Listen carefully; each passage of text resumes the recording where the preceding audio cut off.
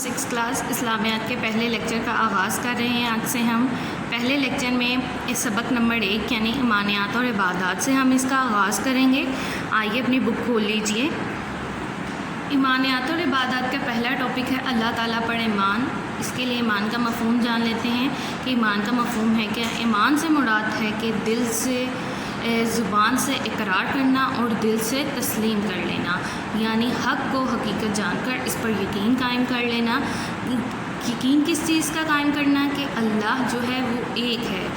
بالکل یہ ہم سب مسلمانوں کا ایمان ہے کہ اللہ ایک ہے، اس کا کوئی بھی شریک نہیں ہے، اور کائنات میں جتنی بھی چیزیں موجود ہیں وہ ان سب کا مالک ہیں، اور جتنے بھی جاندار ہیں ان سب کو رزق دینے والا اور پالنے والی ذات جو ہے وہ اللہ ہی کی ہے۔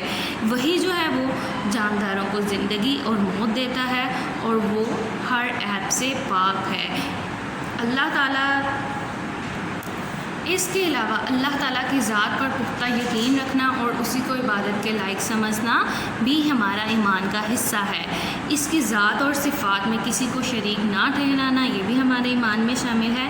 ایمان کے حوالے سے آپ صلی اللہ علیہ وآلہ وسلم نے فرمایا ہے، تم ایمان لاؤ اللہ پر، اس کے فرشتوں پر، اس کی کتابوں پر، اس کے رسولوں پر، آخرت کے دن پر اور اپنی تقدیر کے اچھے یا برے ہونے پر۔ یعنی ہمیں ایمان لانا چاہیے۔ سب سے پہلے ہمارا ایمان تب مکمل ہوگا جب ہم اللہ پر ایمان لائیں گے اور ساتھ ساتھ اس کے فرشتوں کو تسلیم کریں گے۔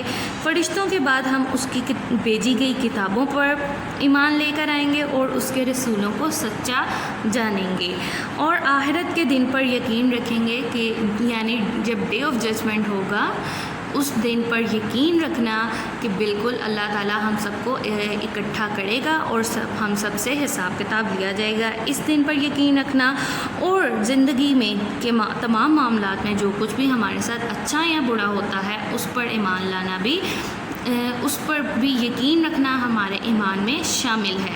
اور اس کے ساتھ ساتھ بہت ضروری بات یہ اس چیز پر ایمان لانا کہ حضرت محمد صلی اللہ علیہ وآلہ وسلم اللہ کے آخری رسول اور آخری نبی ہیں، اور ان پر بھیجی گئی کتاب بھی آخری ہے۔ ان کے بعد نہ تو کوئی نبی یا رسول آئے گا اور نہ ہی کوئی کتاب نازل ہوگی۔ نیکسٹ پیج پر موو کریں گے۔ نیکسٹ ہمارا ٹاپک ہے توحید۔ توحید کے معنی اور مفہوم بیان کیے گئے ہیں یہاں۔ توحید کے معنی کیا ہیں؟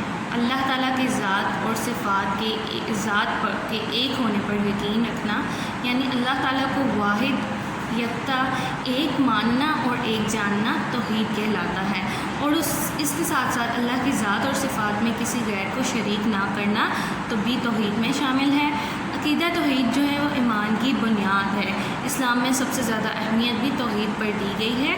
تمام انبیاء کرام دنیا میں آئے، جتنے بھی انبیاء کرام دنیا میں تشریف لائے ہیں وہ سب جو ہے کس چیز کا پیغام دیتے ہیں؟ توحید کا، یعنی اس بات کا پیغام وہ پہنچاتے ہیں کہ اللہ ایک ہے۔ سب سے پہلے ہم جب تک اس بات کا یقین نہیں کر لیتے کہ اللہ ایک ہے تب تک ہمارا ایمان جو ہے وہ مکمل نہیں ہو سکتا۔ اس کے بارے میں قرآن پاک میں ارشاد ہے، وَإِلَٰهُكُمْ إِلَٰهٌ وَاحِدٌ، ترجمہ، اور لوگوں تمہارا معبود خدائے واحد ہے، یعنی تمہارا معبود صرف ایک ہے، اس کے علاوہ اور بھی ارشاد ہے لَيْسَ كَمِثْلِهِ شَيْءٌ، ترجمہ، اس جیسی کوئی بھی چیز نہیں ہے۔ اس لیے ضروری ہے کہ تمام مشکلات میں یا مصائب میں ہمیں صرف اسی پر بھروسہ رکھا جائے اور اسی سے مدد طلب کی جائے۔ اس کے حوالے سے سورۃ الفاتحہ میں ارشاد ہوا ہے، ایاک نعبد و ایاک نستعین، اے پروردگار ہم تیری ہی عبادت کرتے ہیں اور تجھ ہی سے مدد مانگتے ہیں۔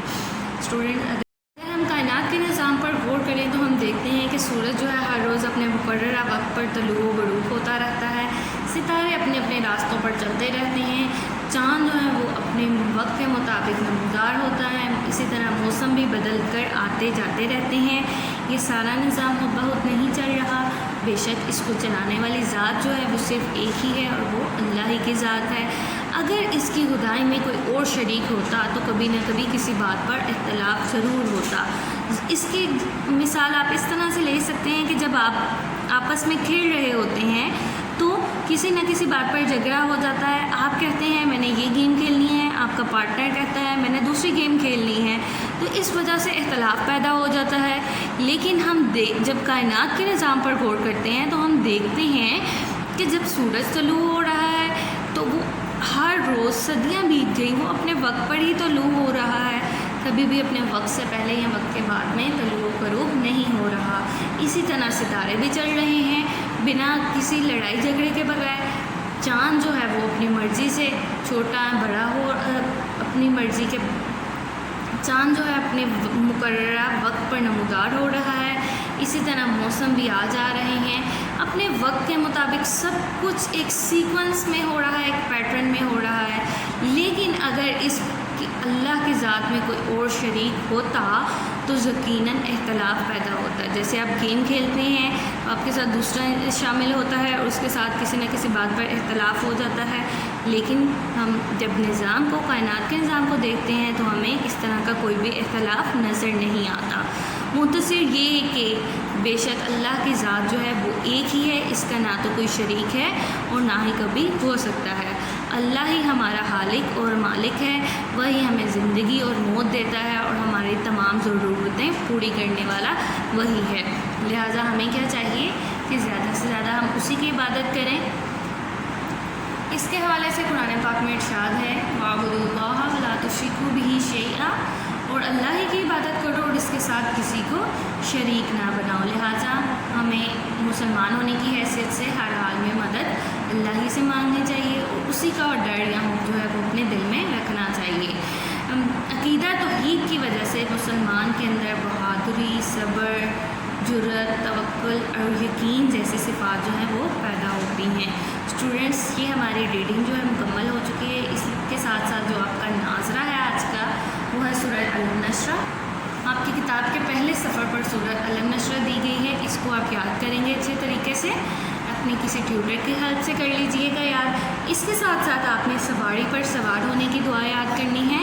سواری پر سوار ہونے کی دعا آپ کے گھر میں نماز ہوگی، نماز کو کھول لیجئے، اس کے اندر سے آپ کو مسنون دعاؤں میں سے سواری پر سوار ہونے کی دعا مل جائے گی۔ ویسے تو آپ کو یقیناً بہت سارے بچوں کو آتی ہوگی، پھر بھی میں رپیٹ کر دیتی ہوں۔ سواری پر سوار ہونے کی دعا سبحان الذی سخر لنا ھذا وما کنا لہ مقرنین وإنا الی ربنا لمنقلبون۔ جی اسٹوڈنٹس، ناظرے میں آپ کی کون سی دو چیزیں شامل ہیں؟ جی بالکل، سورہ الم نشرہ اور سواری پر سوار ہونے کی دعا۔ جی یہاں پر ہمارا لیکچر جو ہے وہ ختم ہو چکا ہے۔ Take care of yourself till the next lecture. Allah حافظ۔